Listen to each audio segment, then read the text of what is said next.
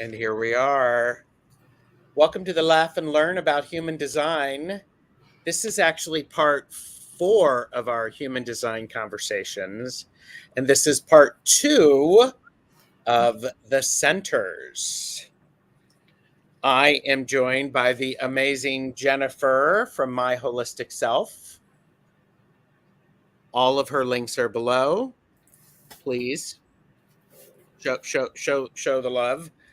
I'm Tarot Sash, the guy who's doing all of the stuff behind the thing. This is for entertainment purposes only. Do not make decisions based upon what we say. Seek professional assistance. Really? We know the routine. It's so true. It's so true. And do show us some love. Like, share, and subscribe to all of our channels, because that helps YouTube do all of the things and knows that we're liked or whatever. All the things it does. All the things it does, which I don't understand, but it does. So, but that's okay. And we have some of the best chatters here. It's great to see everybody. And Jen, how are you? Doing well. Doing well. Looking forward to chatting with you all about the centers again. After last time, we had such a great time, and thank you so much for having me here. And of course. Yeah. And we have another show scheduled for in a couple of weeks. Yeah, we do. We do. I think we're going to do some looking at the gene keys, maybe. Gene keys, yes. So that'll be another really interesting one. Yes. And I have created a human design playlist. It is linked below on my channel. So it has all of these there, so you can go back. I actually was rewatching the Centers Part 1 today. I'm like going, there's a lot of good information in there. It's pretty powerful stuff. Very powerful stuff. And speaking of powerful, somebody here in the room with me got a Global Recognition Award. And if you go to her, I love it. She's like looking down. If you go to her website and scroll down, the blog is there. So if you want to find out about that, I will not require you to say anything about it. Okay. Okay. And it's an honor. It's truly an honor. Yeah, it's great. And so let's say hi to some of the best chatters. And we have Beth Aspasia Rising. Hello. And oh, look, Tarot Stash is in there and has put in your link, as well as the link specifically to the human design coaching information. And Michelle Marie is here. Good morning. And I made sure to advertise you on the morning shows. Looking forward to listening to fabulous. Thank you. And hello, Jonathan. Good to know that you're there. I'm expecting. Hypnicity is here. Hello. Maura. Hello. Teresa is here. We have Kaylee is here. Fogo Pogo. Kaylee was a winner of one of the readings for my channelversary that happened at the beginning of the month, and we did the reading last week, and I thought it went very well. Awesome. I mean, you'll have to ask her, but I thought it went very well. And Plucky Heroine, hello. Hello.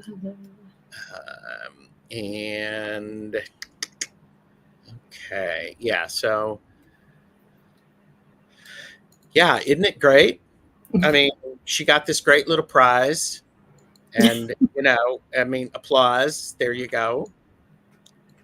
And Zane is here. Tarot Token Witchery. Good to see you. And then we have Quiltessa is here. Hello. And Kaylee says we'll chat. I'm sure it was awesome. And just in case you missed it, I have put in the link to that. Oh. You know, so I'm making her nervous now. So human design. Yeah. So for those of you who are new to human design, I recommend actually going back to the playlist and kind of getting a feel for human design through, I guess, our first live that we did, our first chat around, you know, what human design is, right? And how it can be used in our day-to-day lives. Yes.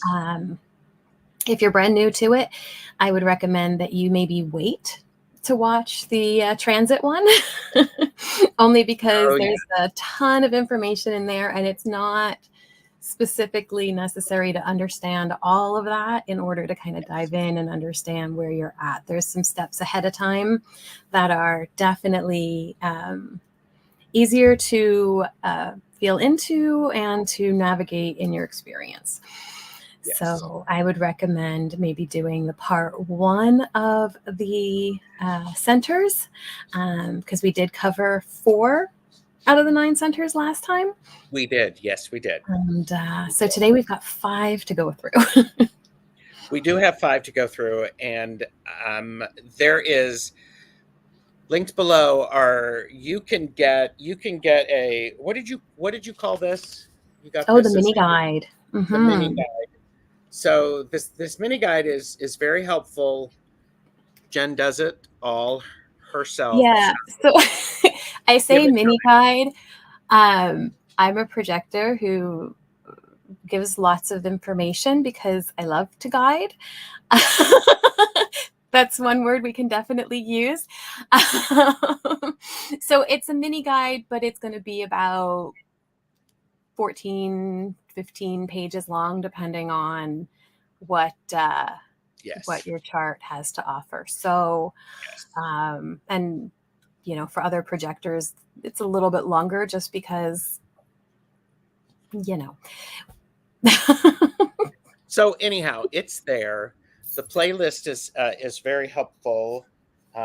You are also, right after this, well, at 5 p.m. Eastern, you are on Twillo Talk Live. And here's the thing I'm freaking out about. I can't find my little, you know, here it is.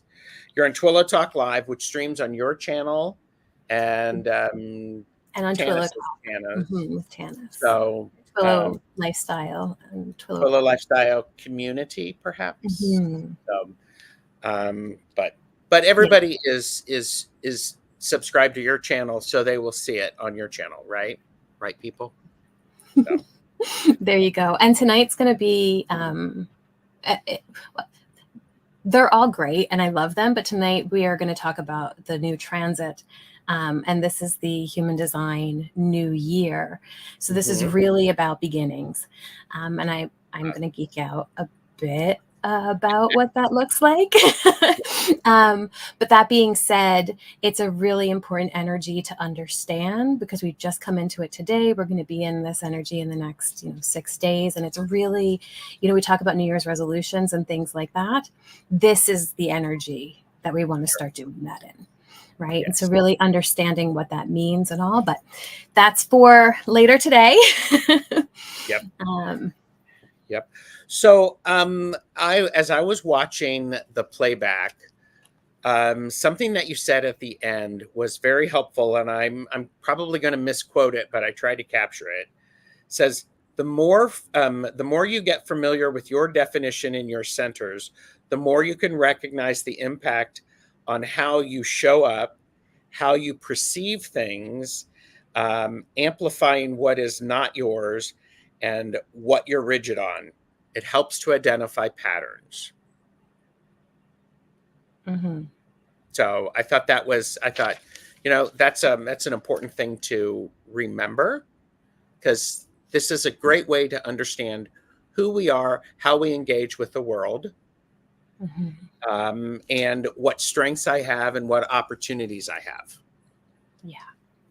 The beautiful thing with human design is, on one hand, it gives us permission to be who we are. But on the other hand, it helps us to recognize all the things that we think we are, but aren't really ours, right?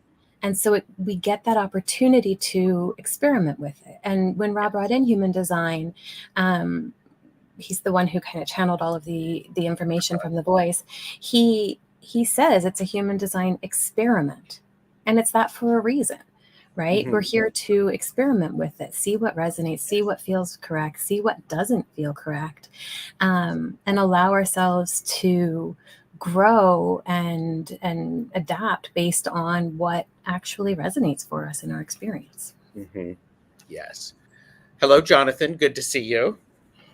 Hello, So hello. this, you do not have to purchase this book. This is a hefty book, quite hefty. I show it because it does have a section about the 9 centers. It does show the 9 centers, and we did the first 4 going from the top down. So we finished here.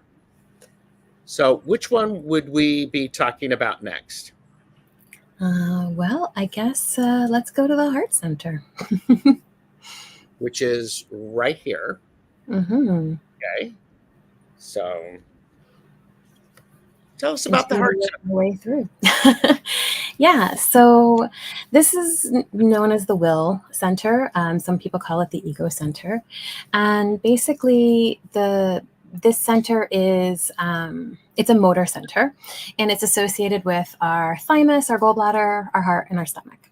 Okay, so the energy of this center is about motivation, willpower, ego, right? So it's about how do we move forward? How do we survive? How do we push through on this material plane? Right. And so this is where we're going to see aspects of competitiveness, control.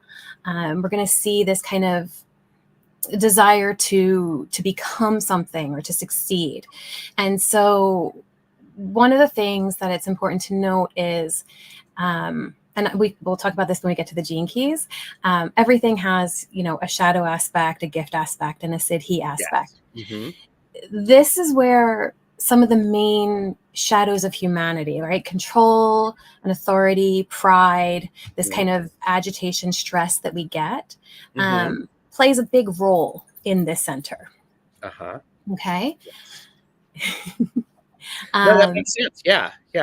I'm thinking about the importance of understanding there are always 2 sides to everything. Yeah. Well, it's duality, right? And Ra talks so much about the world that we live in, having this duality.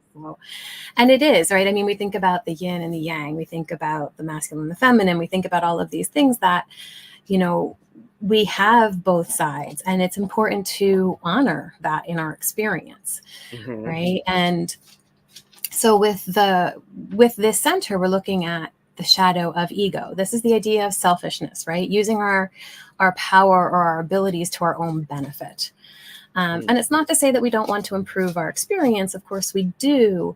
But ultimately, this is about, looking at the bigger kind of picture, right? And being that community-oriented drive, that using our willpower, which is the gift, to lead by example and to help not just ourselves, but the whole, right? And so both of those energies are here in this center.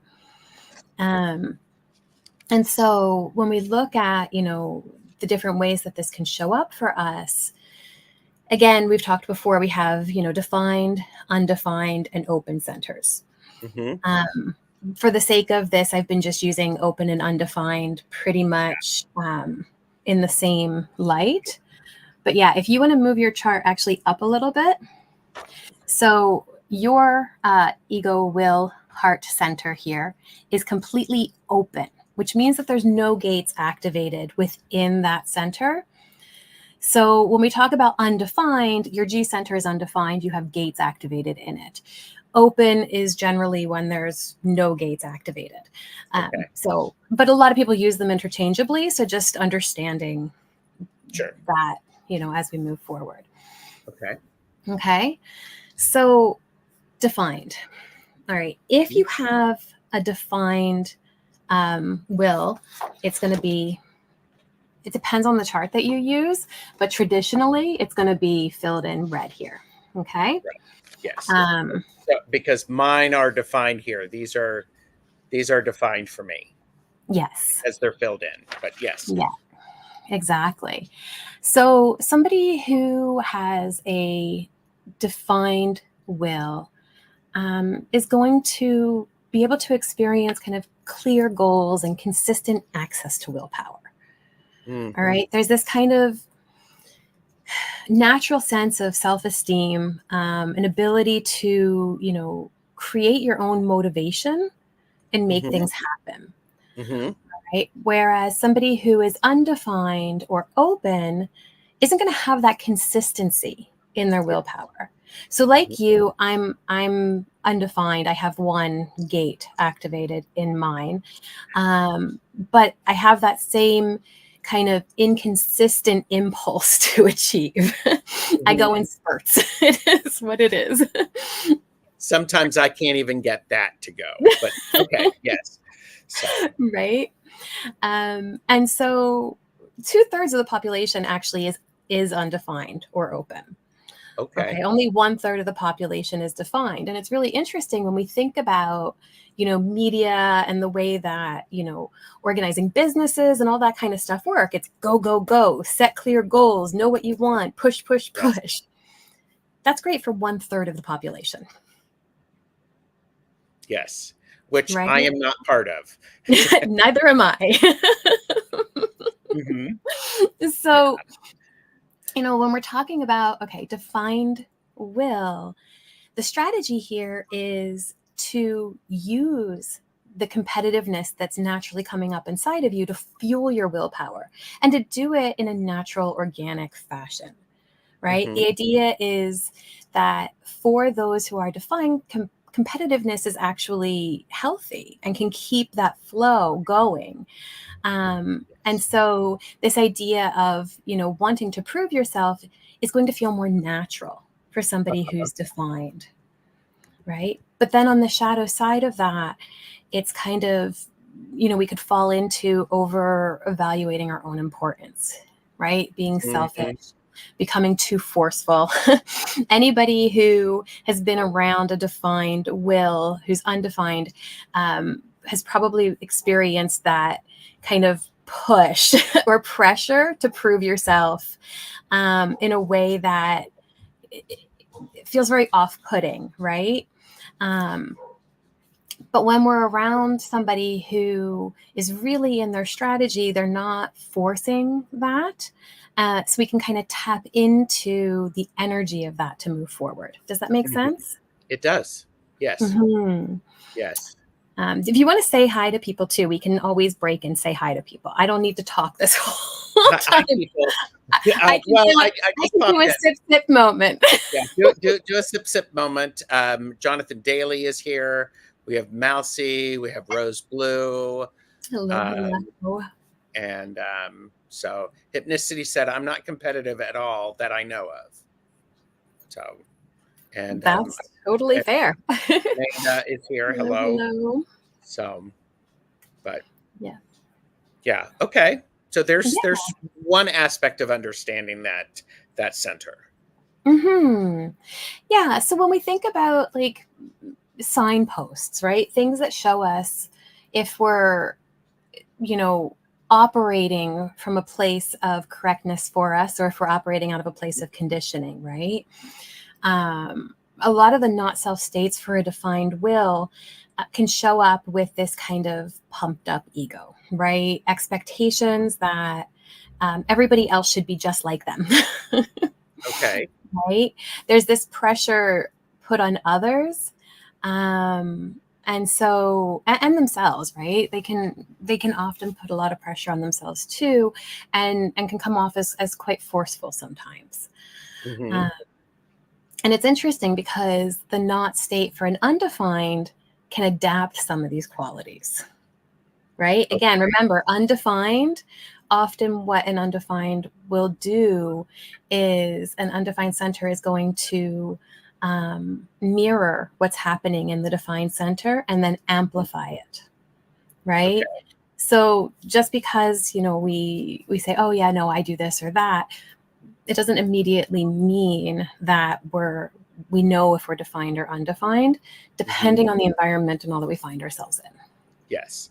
I think that is an important thing of the environment that we're in helps our strengths show up. It also highlights some of the things that we're not as strong with. Mm-hmm. And as you were saying, it's like sometimes we amplify that which is not mine. So, Mm-hmm. and Yeah. again, this is awareness, and this is just very helpful awareness. And that's all it really is noticing, how we show up and what comes up for us, right? And so like hypnicity saying, I love celebrating the wins of others, being able to tap into that energy is a beautiful thing, whether you're defined or undefined, right? And so again, kind of, noticing the triggers that happen within us is a beautiful way of doing that. And we are more attuned to noticing them when we know what our design is. Yes. Right? Yes. That idea of being forewarned is forearmed, and if we know, we can make different choices. Yeah, exactly. Perfect. Exactly. And so when we look at an undefined or an open center, so this is for you and I and all of those who have That means you have it's completely open. So, and undefined is when you have one of the at things least coming. one of the gates in Yeah, it. one of the gates. Thank you. I couldn't remember You the got word. it. All good. All good. Yeah. So the strategy for us is to really work on maintaining this kind of relaxed attitude toward achievement, right? Not falling into that pressure, right? Recognizing we have nothing to prove, right? This kind of ability to enjoy being around defined ego centers and appreciating their drive, but not being attached to it and not comparing ourselves to it. Ooh, okay. Okay. Yeah, this is our challenging. work. Yeah, that's challenging for me. Mm-hmm. Well, and it's interesting, right? I'll see these in other people and they're achieving, and I like hypnicity. I'm like, yeah, awesome, go you. And as you could see, I achieved something, and I'm like, it feels good. But I don't have to share it. I don't have to put it out there. I shared it on, my social media stuff. And then I was kind of like, oh, I don't know if I wanted to share it with family. I share it with my close friends. Do I want to share it with everybody? And then I was like, I don't know. Like this whole kind of like process that I went through, to kind of go like, do I even want to put that out there? Sure. Right. And so it's interesting because there is this kind of, in a healthy state, we can be very content with our worth, right? And know I'm valuable no matter what I put out or do or say or any of that, right? And so there is this kind of piece to it. And yet, like on the not self side, not recognizing our worth, not knowing, that we are valuable just as we are. This kind of need to force the attention, overachieve in order to prove our esteem to ourselves. And so, as with all of them, it's about this balance, right? How do we find that, and can we appreciate our successes, honor our worth and our value, and still not compare ourselves to others? Right? Yeah. Yeah. Oh, here you go. Overachievers tend to be overthinkers. Yes, that is well said. That is well said. Yeah. And this is the piece too. And we've talked about this, before, but each of these centers are designed to have their own wisdom. And yet the mind just likes to jump in and control all of them. And that's not how we're supposed to operate. No. Oh, the mind. Jonathan asks an interesting question, and he's, what does having two gates, 21 and 51, activated in the heart center mean? Mhm. And I think that's an important thing as we look at the chart, trying to get the chart Mhm. there. The gates have the little numbers on them. Mhm. So Jonathan is talking about having what, 21 and And what, 51. 51 is Yeah. 51 like right here. So, but so I guess you know, you can share with about what that does that mean. Do the gates that are open inform how that center operates and what we can Yes. do with it? Okay. So what's really fascinating across the board, what's defined means that we have a consistent way of navigating that. And what's open means that we're more flexible, but also that we're more open to conditioning. So when we have an open center, um, where all of the gates can influence us, and we have to pay attention to the transits, and we have to pay attention to who we're around, because that influence is going to be stronger. Mm-hmm. When we're undefined, meaning that we have, say, gate 21 and 51 activated, it means that they operate as filters. Oh, okay. Okay. So where, we'll still not potentially be influenced by these other gates, we're going to find the pressure that those specific gates show. That's going to maybe weigh heavier for us. Does that Mm-hmm. make sense? It does. So what I would say is, for Jonathan, you have the 21 and the 51. So the 21 is this need to be in control. And the 51 has to do with the need to be first. So I would ask you if these kind of things show up in your experience, right? You may not necessarily, feel into this need to be the best or this need to deliver, which is the 26 and the 40, as strongly as you might be influenced to want to control a situation or wanting to maybe express yourself first or, you know, hold those kind of energies. Does that make sense? Mm-hmm. Does that help, Jonathan? So.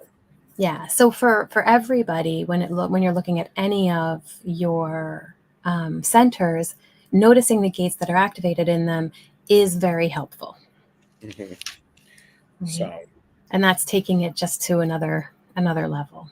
Sure. And Jonathan said yes, thank you. Mm-hmm. So there you go. Good. There you go. Yeah. Wow. Okay, so that was the heart, or the fifth. Should we move Mhm. to the next one? Yeah, let's do that. And again, I'm doing kind of brief overviews here. This is an abridgment like you wouldn't believe. So where are we moving next? Because we Let's were go to the solar plexus. So it's just go down the 40 and you're gonna pop yourself into the diamond on the right hand of the chart there. Well, not right. diamond, sorry, triangle on the right hand of the chart there. Yep. Mm-hmm. There you go. That's our solar plexus center. Okay, Okay. so it's a motor center. There is components of awareness, which we can get into the whole 2027 thing down the road, maybe. That kind of conversion that's going to happen. But this is associated with our kidneys, our lungs, our nervous system, prostate, pancreas, and it's also connected to our digestion, right? Mm-hmm. So this is really about emotional awareness, desires, and depth. This is where we're looking at clearing emotional trauma, letting go of attachment, a lot of that kind of deeper emotional work. Mm-hmm. Okay. Yeah. And Okay. so with this center, it really functions as a way for us to gain a sense of emotional clarity and well-being. Mm-hmm. But a big piece of this is the emotional wave, Mm-hmm. which as a collective, we kind of go, oh, no, thank you. Yeah. Right? But the idea here is that this center will release a wave, and it's going to go through from one end to the other of the emotional spectrum. And in that process, we're going to experience hope and pain, right? We're going to get our expectation or disappointment. We're going to go back and forth with the highs and the lows. And the idea is to really allow that process to happen so that it can stabilize. And in that place, clarity comes. Okay. We can stabilize it. And when we are stable in this center, we feel secure. Is that what you just said? Kind of. It's not that we feel secure in the center so much as we feel safe riding the waves. We feel safe riding the waves. That's important because there are a lot of waves going on. There are, right? And to really embrace this idea of fully feeling emotions, allowing that flow to happen and then releasing it is a process, right? Yes. And it's one that it takes work to move through. So on the shadow side of this, we have yearning, this longing for more, this desire for, something more in our experience. And so from a repressive side, that could look like sadness, right?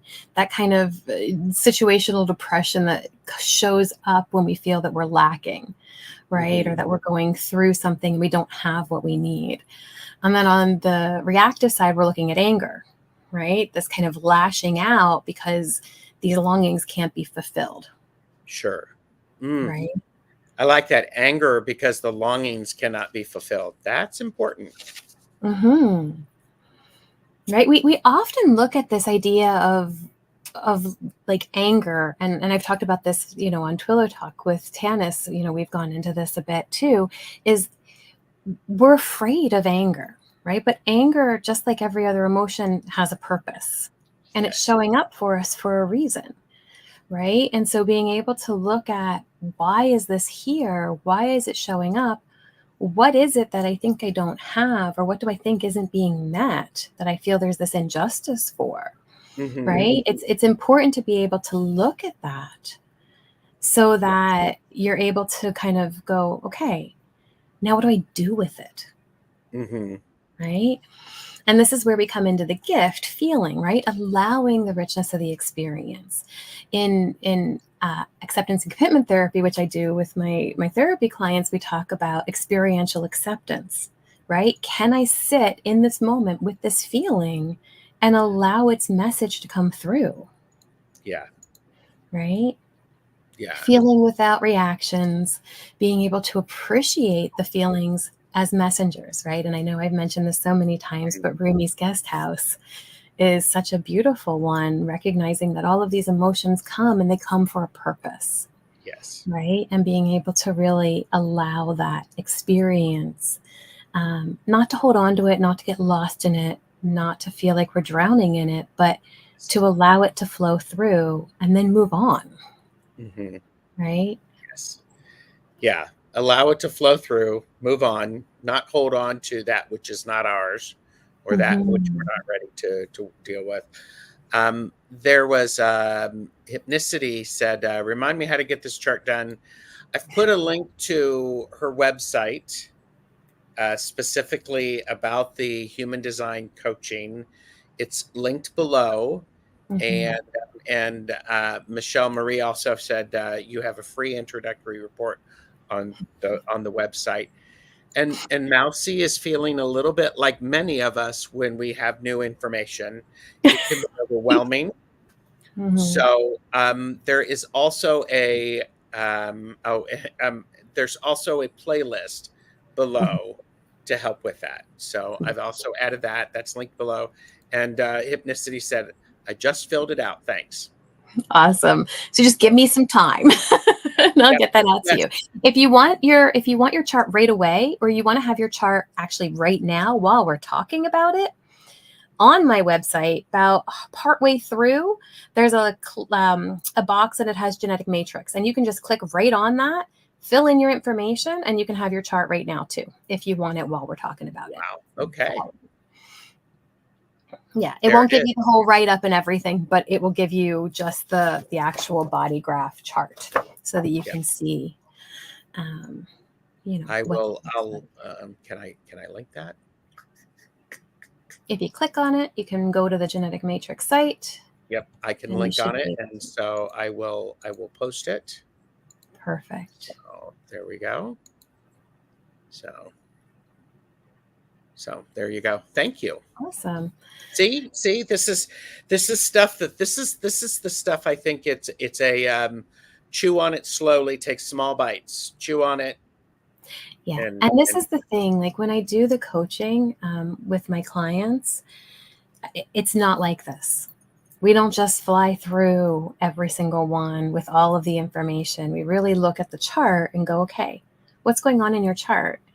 And then instead of me just telling you what that means, I might say, you know, hey, define solar plexus, right? Mm-hmm. Tell me about your experience. Do you find that impulsive decisions tend to cause problems in your experience? Yes. Right? Very and then true. they go, oh, yeah. Okay. You know, do you find yourself trying to escape the wave, especially the low end of it, right? Trying to really get away from or avoid those feelings. Yes. What's going on? What's coming up in that moment for you? Right? So Have you ever had an experience where you waited? You gave yourself that time. You were really patient with yourself, and you allowed yourself to experience the highs and the lows. When you got to the end of that wave, how did that feel? Mm-hmm. Did you have clarity? Did things make sense in that moment? Wow. Right? And so this is how we use this chart in doing actual readings, as opposed to this kind of informative Yes. way of. It's the application of it, and that is extremely powerful. Mm-hmm. So, but yeah, that's great. Yes, all of the Laugh and Learn videos are on the website as well. Yes, they are. Okay. Yeah. So that's kind of well, I didn't really get into this one. So a defined solar plexus. You go through these emotional waves, and you probably will notice a pattern of how you go through your emotions. Mm-hmm. Right? And if you can allow yourself the emotional depth of this experience and really value the lows as much as the highs are valued, right? Mm-hmm. In that moment, you can really allow yourself to have a very rich and full experience. Mm-hmm. Right? That's But you need powerful. to just be mindful of the impatience, right? You don't want to be making decisions impulsively. Even if you have a defined spleen, which we haven't gotten to yet, which is knowing in the now, if you have an emotional center defined, it overrides it. You need to allow yourself to feel the wave fully. And then in that moment of clarity, that's your now. Okay. Okay. So, hello. So just notice kind of, what creates this kind of emotional chaos and how to ground yourself as you move through it. Now, for the undefined, you and I are both undefined solar plexus. There's an emotional stillness that can happen when we're in our own energy. So I don't know if you've had this experience where, and I know I sure have, I can be around a whole bunch of people and I'm like, whew, the waves are just rolling. Mm-hmm. And I can go, okay, I can go into my own space, kind of close that off. And I can allow myself to actually process it and sit in stillness. Mm-hmm. Okay. Yeah. So the issue with an open center, as we talked about, is this amplification. And I know I've had this experience too, where, especially when I was younger, you're mad at me, I am 10 times more mad at you. Oh, yes. Yes, yes, yes, yes, I might not even know why we're mad, but I am so much more mad at you. yes, yes. Oh, yes. Right? Because the open centers amplify, but they can amplify to the point of distortion, right? We can just take it to the next level and then some, Yes. right? And so it's really important for an undefined center to not take these waves personally and to wait for them to clear, right? We need to pay attention to the transits, as with all open centers, but especially when it comes to this emotional piece, because we're often so disconnected from our emotions anyway, that this can really deeply impact us. So taking the time alone, knowing kind of what's happening in the transits and what impacts are coming in. Again, they're the filters, right? So if there's a transit in a center, it's like having a defined gate, right? Because in that moment, that gate's defined, right? So it's going to kind of be the filter that we're feeling these or having these experiences. Yeah. Okay. So, if we can give ourselves that space and allow ourselves to clear from the waves that are coming from all over, we can actually remain emotionally quiet, right? And this is where empathy holds a lot of space. Not to say that somebody who's defined can't, they definitely can. But being open, we're constantly feeling, and if we can kind of allow for that separation of it, we really recognize, wait, this isn't mine, but I understand it. I'm feeling it in this moment, and I want to hold space for it. Right? So this ability to kind of move in and out of other emotional ways and not identifying with them. Right? Yes. And so it's interesting because with a defined emotional center, there's this, we all do this, no matter what, where we'll feel an emotion and immediately the mind goes, oh yeah, you're feeling that emotion because of da da da da da, even if it's not ours, right? Yes. The emotion is immediately owned by the mind.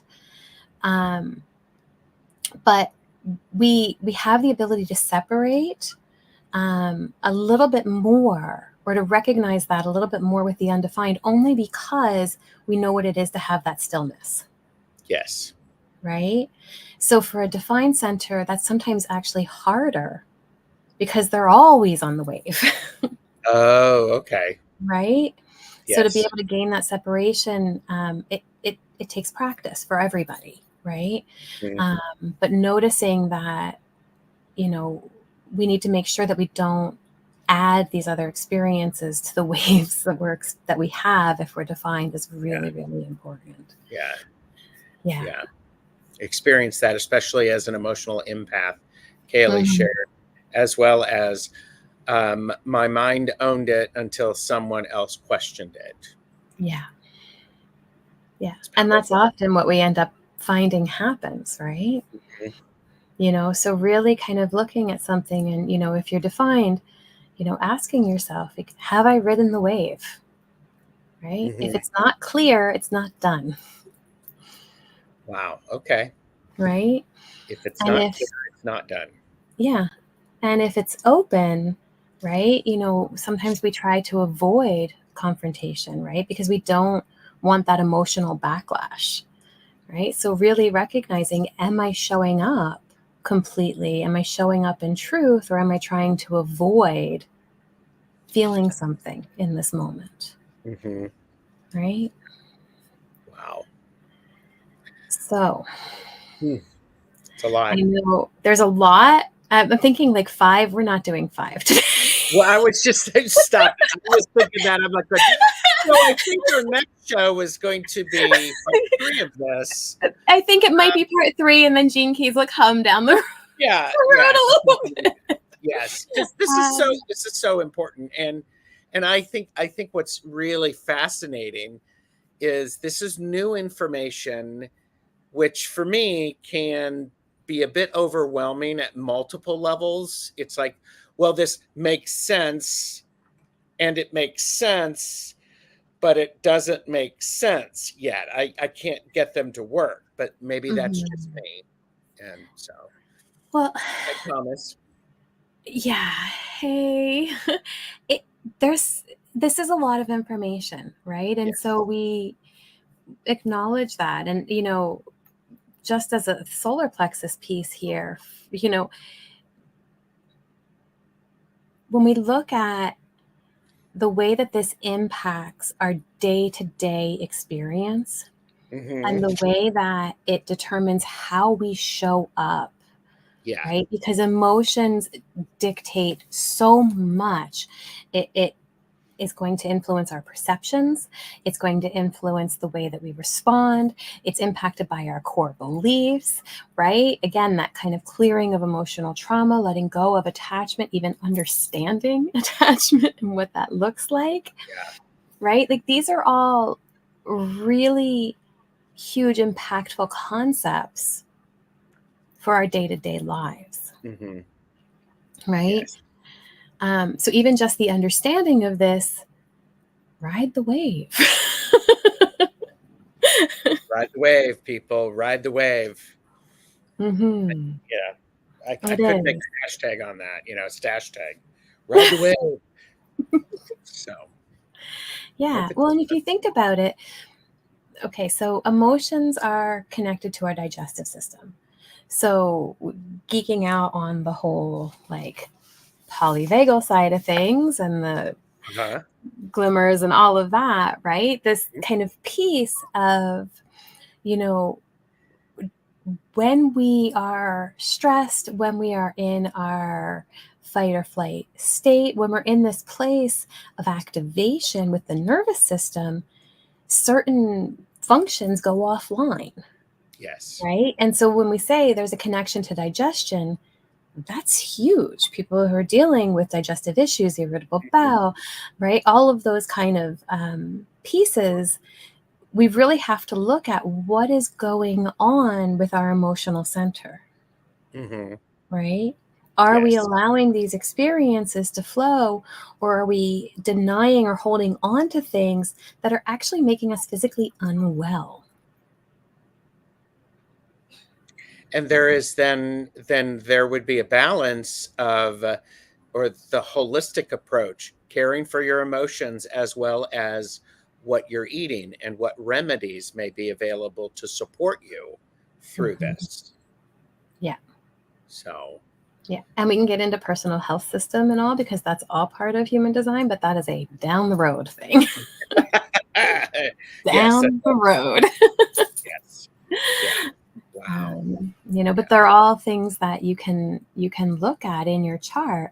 Like for instance, I have a low digestion, which means that I digest food and information when I'm able to be in a quiet environment, Hmm. right? Okay. That's what works for me. And I notice that I feel better when I honor that, right? Hmm. And so there's different aspects. Again, this is where readings and things come in, but there's different aspects of our chart that actually influence all, like nothing is by itself, right? Everything is so interconnected. Yes. And when we, you know, for the sake of these conversations, we have to pick something to talk about, Correct. Correct. right? Correct. But ultimately, the idea is to experiment, but also have kind of an umbrella understanding of what our unique design actually looks like, Hmm. right? And then experiment from that place. Yes. Yes. Understanding where we are is an important part of supporting us to where we want to go and where we're going because it's a Mhm. process. Yeah. So, and it also feels there's so many layers to this. I before I went live, I watched Astrological Tarot's new video about the difference between Vedic and Western astrology. There's some similarities, yet they're different, and it's very interesting. So, and I would also say, and correct me if I'm wrong, please, the idea of taking in as much information as we can, and not overloading ourselves is really good support for ourselves. Yeah. It's like, because there are some people who they could read this book, they could get it, they would enjoy it. I, on the other hand, need to look at each sentence at a time. And there's nothing wrong with either of those things. No. Okay. That was my soapbox moment. I love it. It's so true. And, you know, the reality is, as I'm going through these and I'm thinking about, you know, where we're at and what we're talking about, this idea of kind of rushing through, like there was just this moment of, no, like we need to give this center more time to really help with the understanding of it and the impact that it has, as opposed to just plowing on along. Yes. Yes. Well, and Sharon Foster has said, "Hi guys, I want to create a better life, happier life. I appreciate the topic and conversation. It is a process and a lot for me to take in." I'm glad you're here. Thank you. Thank you. And I support you as in your process. This is exciting and scary and frightening and thrilling all at the same time, and overwhelming. Yeah. And, you know, so that's wonderful. Well, and here's the thing, right? Like we can look at each one of these centers and go, okay, you know, all these different things about where we're at and what we're doing. But ideally, we get kind of an overview of what our chart is like. But then what we really want to hone in on is, one, like once we know our aura type, so, right, whether we're a generator or a subtype manifesting generator, a manifester, projector, reflector, right? Like we want to know what we are and how that kind of impacts how we show up in the world. But then we want to look at our authority, right? And so I know we talked about this in the first show, but this is where the centers also have a lot of significance in the sense that, like for me, my authority is splenic. Okay. Right? We haven't done the spleen yet, and we'll get to the spleen. But what that means is I have an undefined sacral and an undefined solar plexus. So this is where my connection really comes in. It's the knowing in the now, right? I can plan to talk about all of these centers, but as we're going through it, in the moment I go, Jen, you got to stop, slow it down. Yes. Right? My spleen is going, hold on, just wait a minute.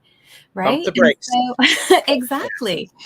And so that's that piece, right? And so somebody who has the solar plexus that we're talking about right now as their authority, really spending time to know what this means is important. And before you get into all of the other centers, you really want to experiment with riding the emotional wave, right? And can I, you know, look at my openness and my potential conditioning and how that impacts my wave, right? So it's about bringing it all back and really experimenting and understanding what that experience is like. And then you can start to dive into what else you've got going on. That also informs, when you have that understanding, it also informs which area to investigate could be most beneficial based upon what you would like to work on having it be different. So Amanda Carrion said, I like to take time and get it down before I move on to the next. And Joanne Mayhew is here. Hello, Joanne. Thank you for being here. Hello. Yeah. And so for Amanda and anybody who resonates with that, I would say, you know, when we do these shows, listen to one concept. pause it, come back to it later. Yep. Right? We give a whole lot of information, but that doesn't mean that you have to take it all in all at once. Correct. That's the joy of replay.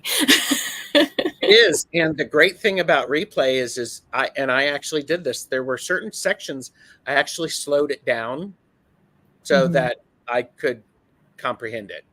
Mm-hmm. And Kristen is lurking. Hello, Kristen. Welcome. We are talking about human design, and we're human design, specifically the centers. Mm-hmm. And there is a playlist, Joanne, of all of our human design conversations. So this can be a bit much to take in. So pace yourself. Mm-hmm. And Clarence is also here. Hi, Clarence. Hello. I feel like we should go back to the playlist and be like, start here for the introduction. And then like, this one's second for the the centers, because it is important to know that there is kind of in our conversations an in-between piece where we jump pretty in depth, but that you don't really need as an introduction. And we did that intentionally because of the deck. And when I say the deck, I'm talking about this one here. But it's not something that you need as an introduction to. And actually what I can do is I can put that low down on the playlist and I can rename things. Start here, part 2, part 3, part 4. So if people think that would be helpful, I would be glad to do it. Yeah. So yeah. But yeah. So maybe, I mean, I don't know. Do you, at this point with where we're at, do you guys have any specific questions? I mean, I know we only did 2 centers today, but is there anything that's coming up for you, maybe around the emotional center or around the will center? Anything that was mentioned that kind of made you go, Would you be interested in maybe having some questions to ask yourselves to feel into the energies around these centers? I kind of want to open it up and see where everybody's at before we. That's wonderful. So, do you want to have questions? And some people might consider that homework. Ooh. So, okay, we can definitely do that. Yes, please. Mm-hmm. All right. So let's go back to the will center, to the heart center there for a bit. And so again, knowing your chart is going to be important. But kind of as an overview of questions, whether you're defined, undefined, open, to really pay attention to the ego place versus the gift, or the shadow ego gift willpower, right? Is what I'm pushing for just for my benefit, or will it benefit more than just me? Okay, say that again. Is what I'm pushing for just for my benefit, right? Or will it benefit more than just me? Wow. Okay. Right. Now, here's an important piece, right? Because the repressive side of this, we can fall into this place of submission or even being manipulative, right? So the question is, am I perceiving myself in a victim state? Right? Am I allowing passive aggression to come out because I'm not feeling comfortable speaking my truth or getting my point across or feeling heard? Right? Are we falling into these patterns? So recognizing the pattern and how it might show up for us is really powerful. right? On the reactive side, if you tend to fall into that, it's about controlling and arrogance, right? And so, am I being prideful? Am I boasting? Or is this meant to be shared, right? What, do I have to push for my will in this moment, or can I allow it to be what it is? Right? And so when we look at willpower and this kind of ability to lead by example, this is where we look at this idea of desiring to help the whole, right?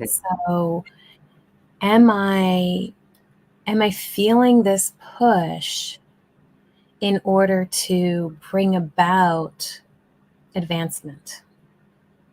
Right? And then the siddhi of this is surrender, which is such a beautiful thing because it's this surrender to divine will in whatever that means for you, right? Allowing others to have the glory and the recognition and the stage, not having to be in that place all of the time. But when that drive comes in, I know I need to act. Right?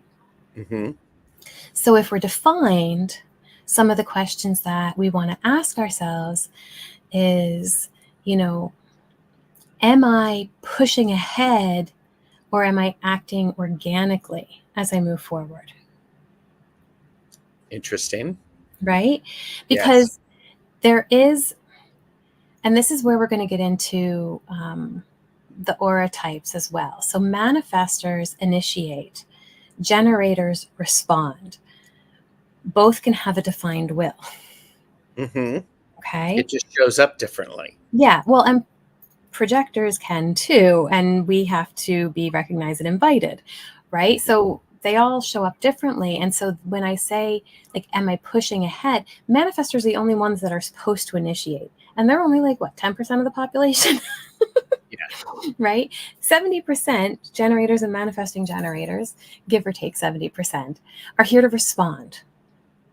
Right? So when we talk about acting organically, am I trying to force my will, or is this fuel for my will going to unfold naturally by what I respond to? Right? So good. And as a projector, it's not about what I want to force or what I want to push. It's about when I'm recognized and invited, am I allowing myself time to go, is this a correct invitation for me? Do I want to move forward with it? And am I willing to wait when that invitation isn't there, knowing that it will organically come when it's meant to? Sure. Right? So these are the different ways that this really shows up. Yeah. And being able to ask ourselves those questions can help make sure that we're not falling into those not self states. Yes. Beth said, isn't anything that benefits the individual in a healthy way benefiting the collective? It depends. So if we're driven to do something that betters ourselves, and that can very well benefit the collective, but where does that drive come from? Is it coming from a place of authenticity and truth and connectedness to the divine will, or is it coming from the mind? If the mind is telling you it's healthy, do it, is it really healthy? Right? Very good question. And so, yes, ultimately, if it benefits the individual in a healthy way, it benefits the collective. How we go about deciding what that is, or how we interpret that, and how much we can get out of the mind and get into that connection is really going to determine the truth behind that. So motive is an impact on that. Yeah, and where it's really originating from. So we are a lot of questions going through.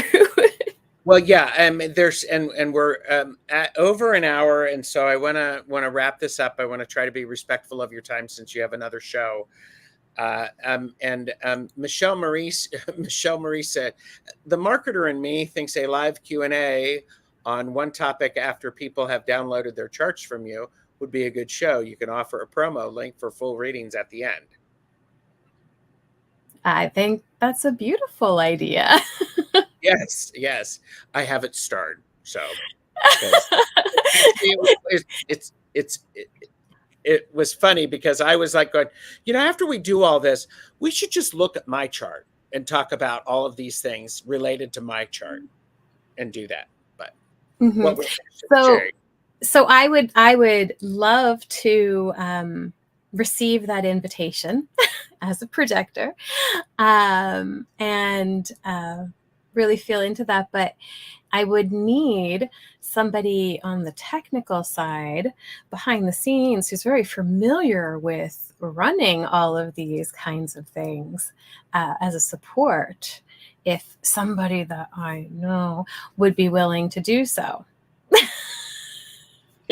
Well, here's your invitation. So, we could figure it out. Yeah, we could figure it out. And so, Beth said, that's what the philosopher Kant said, paraphrased. It's all about the motive. And Jonathan Daly shared, my chart says I'm a manifesting generator.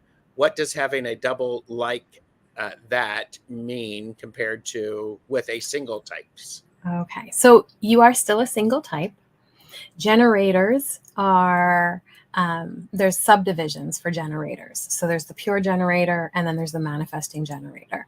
So you're still a generator, and you still fall under the category of generators, but you have some manifesting energy.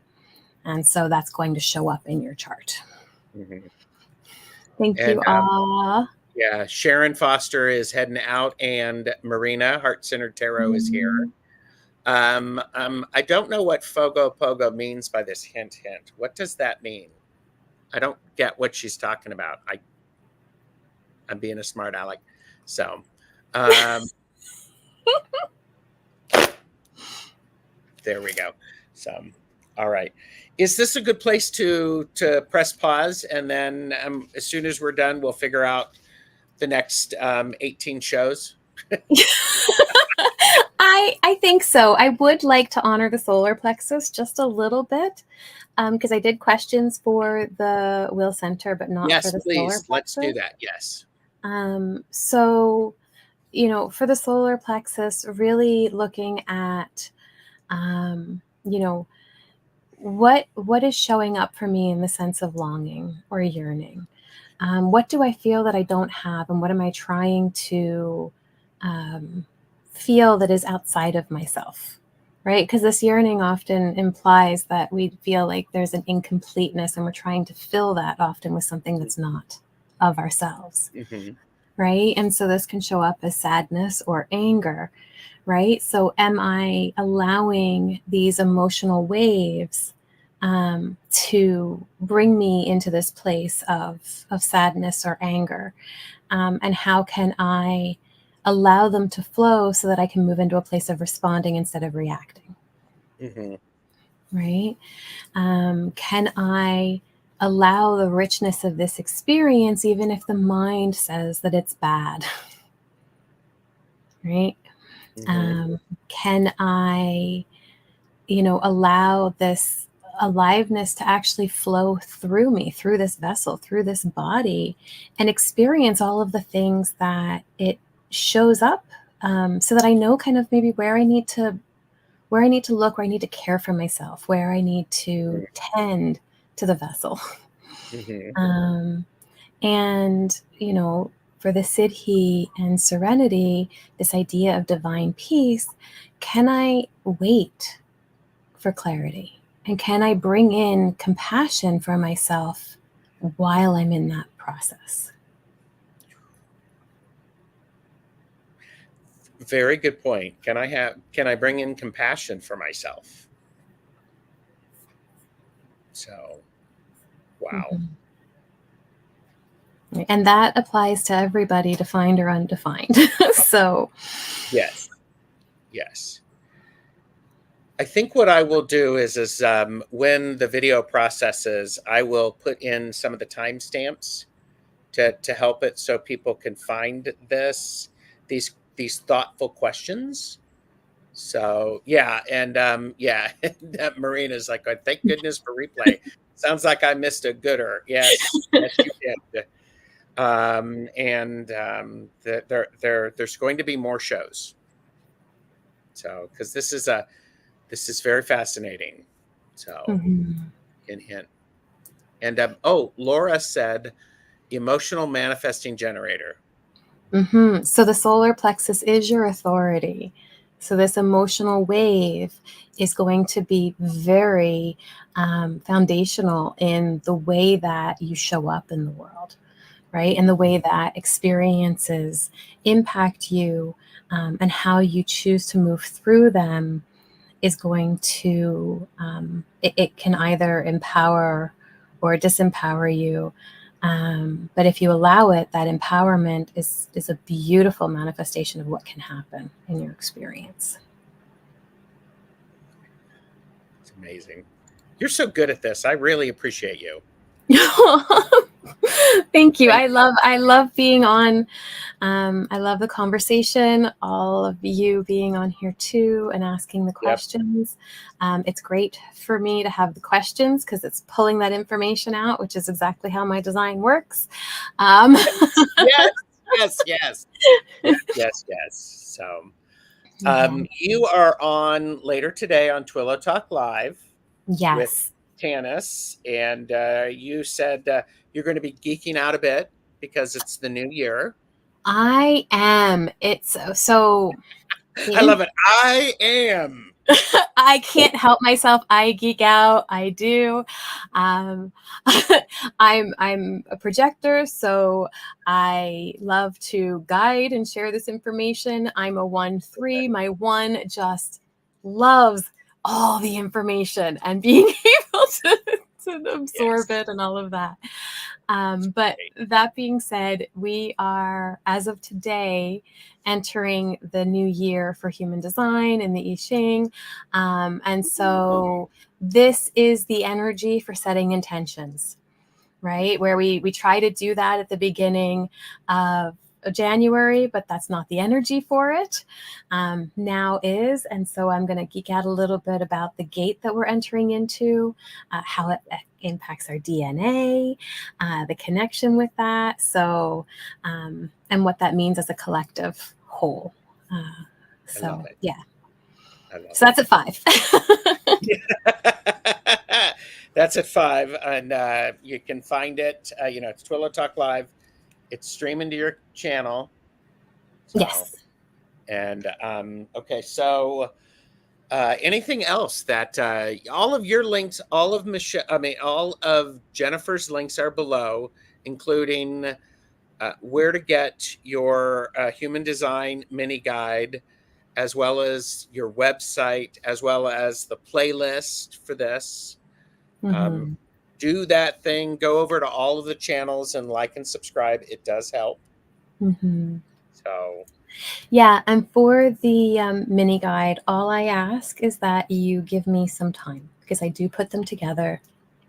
I do have templates, but that being said, it's put together uniquely based on each of your designs. So that takes time. Of course. Well, and you're busy as an recent award winner. Got it in there one more time. Had to. So, and thank you, best chatters. We do appreciate you, and we will say take care, and we look forward to seeing you again, and we will schedule those right after the live. Bye.